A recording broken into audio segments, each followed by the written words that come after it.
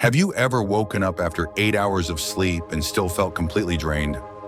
You go through your day moving from task to task, yet by evening, you're not just physically tired. You're mentally exhausted in a way that sleep doesn't seem to fix. You might blame your job, your schedule, or your circumstances. But what if I told you that according to ancient Buddhist wisdom, the real reason you're always tired has nothing to do with how much you're doing, and everything to do with how your mind is working? Today we're going to explore the Buddhist understanding of mental exhaustion. And I promise you, by the end of this conversation, you'll see your tiredness in a completely different light. Let's start with a simple observation. Think about a time when you were deeply engaged in something you loved. Maybe a hobby, a conversation with a dear friend, or creating something meaningful. Hours passed, and yes, you might have felt physically tired afterward, but there was also a sense of energy, of aliveness. You were spent, but not exhausted. Now contrast that with an afternoon spent scrolling through social media, or sitting through meetings you don't care about, or worrying about things you can't control. You barely moved, yet you feel completely drained. This points to something profound that the Buddha recognized 2,500 years ago. The exhaustion you feel isn't primarily physical, it's mental. And more specifically, it comes from what Buddhism calls Papañca, mental proliferation. Papañca is when your mind takes a simple experience and spins it into 1,000 threads of thought, worry, story, judgment, and comparison. It's the difference between seeing a tree and just seeing a tree versus seeing a tree and thinking, that tree is losing its leaves. Autumn is here, another year passing. I'm getting older. I haven't accomplished what I wanted. What will people think of me? I should have done more. Do you see what happened there? One simple perception became a cascade of mental activity. And this cascade, this is what's exhausting you.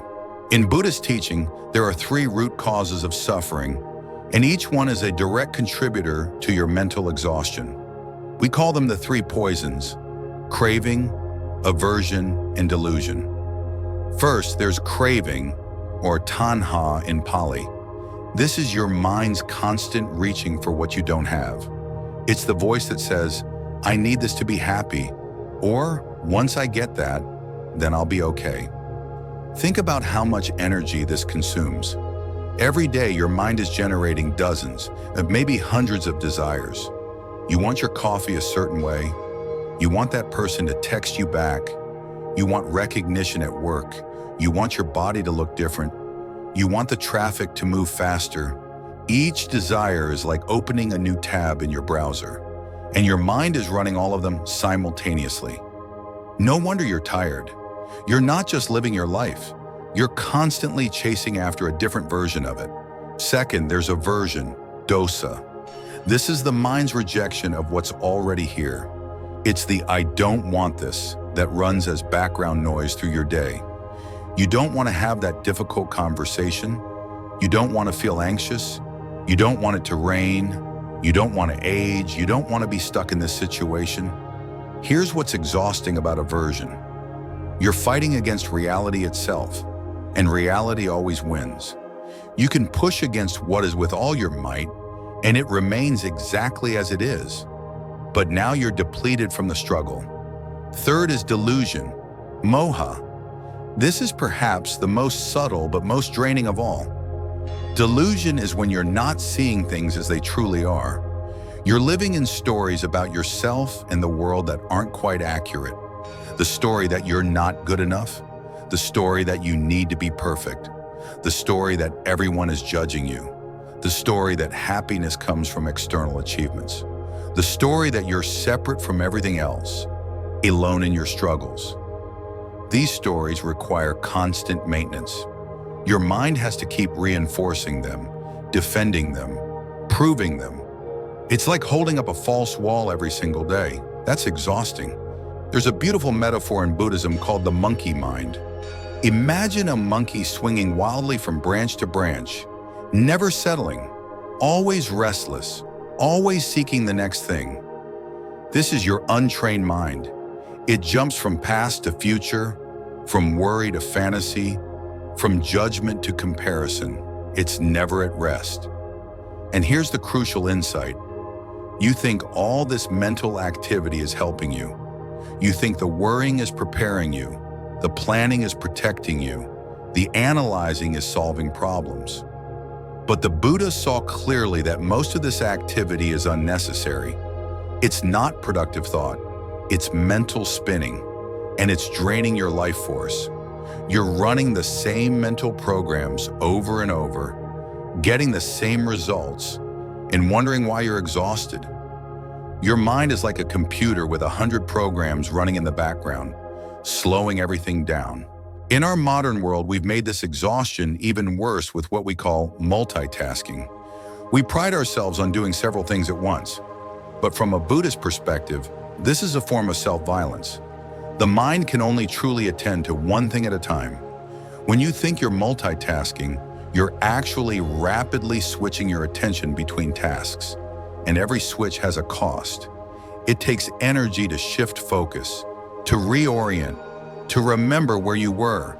It's like constantly starting and stopping a car instead of cruising smoothly. You burn more fuel and wear out the engine faster. The Buddha taught something called right effort, samavayama. This isn't about trying harder or doing more. It's about applying your energy in a unified, wholehearted way. When you eat, just eat. When you walk, just walk. When you work, just work. This might sound simple, but it's revolutionary, because most of us are eating while planning, walking while worrying, working while thinking about 100 other things. We're never fully anywhere, and this fragmentation is deeply exhausting. So what's the solution? How do we break free from this cycle of mental exhaustion? The Buddhist path offers something beautifully practical: mindfulness and wise attention. Mindfulness is the practice of bringing your attention fully to the present moment without judgment. It's not about emptying your mind or stopping thoughts. It's about noticing what's happening right now with clarity and kindness. When you practice mindfulness, something remarkable happens. You start to see the gap between an experience and your reaction to it. You see the moment when your mind wants to spin a story, add a judgment, create a problem. And in that seeing, you have a choice. You can let the proliferation continue, or you can simply return to what's actually here. This is how you reclaim your energy. Every time you catch yourself in unnecessary mental spinning and return to presence, you're closing one of those browser tabs. You're letting go of a burden you didn't need to carry. Start simple. When you drink your morning tea or coffee, just drink it. Feel the warmth of the cup. Notice the taste. For those few minutes, don't plan your day, don't check your phone, don't rehash yesterday's problems. Just be with your tea. You'll notice something interesting. After those few minutes, you don't feel depleted. You might even feel slightly refreshed, because you gave your mind a rest from its constant churning. The second practice is wise reflection. The Buddha encouraged his students to examine their lives with honest questioning. What am I giving my energy to? What thoughts am I reinforcing? What patterns am I feeding? You might discover that you're exhausting yourself over things that don't truly matter to you. You're worrying about opinions of people you don't even like. You're chasing goals that society told you to want, not what your heart actually desires. This reflection isn't about judgment, it's about clarity. When you see clearly what's draining you, you can begin to make different choices. There's a famous Buddhist teaching called the 2 arrows. The first arrow is the inevitable pain of life. Things change, people leave, bodies age, plans fail. The second arrow is the suffering we create through our reaction, the resistance, the story making, the why me, and this shouldn't be happening. The first arrow is unavoidable, but the second arrow, that's optional, and that second arrow is what's exhausting you.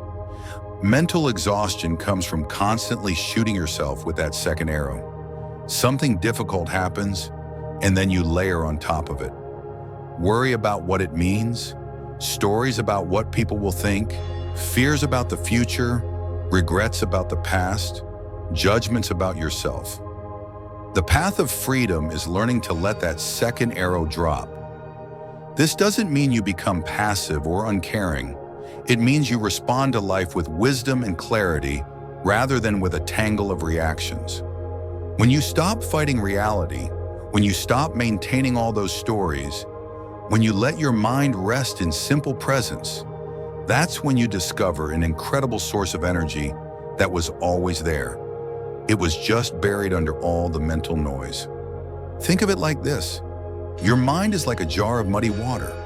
When you keep shaking it, with thoughts, with worries, with constant activity, it stays cloudy.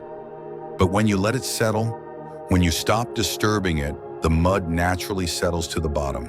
The water becomes clear, and in that clarity, there's peace, there's rest, there's energy. So the next time you feel that bone-deep tiredness, that mental exhaustion that sleep doesn't cure, remember this: you're not broken, you're not weak. Your mind is simply doing what untrained minds do, spinning, grasping, resisting, proliferating. But you have a choice. In every moment, you can notice what's happening. You can return to simplicity. You can let go of the unnecessary burdens. The Buddha's final words to his students were, "Work out your own liberation with diligence, not with force, not with more striving, but with wise, patient, compassionate attention to how your mind creates suffering and how it can find peace." Your exhaustion is not a life sentence. It's an invitation to live more consciously, more simply, more fully. To close those 1,000 browser tabs and be present for the one thing that's actually happening right now. And in that presence, you might just find the rest you've been seeking all along. Thank you for spending this time reflecting together. May you find peace, may you find clarity, and may your energy be restored.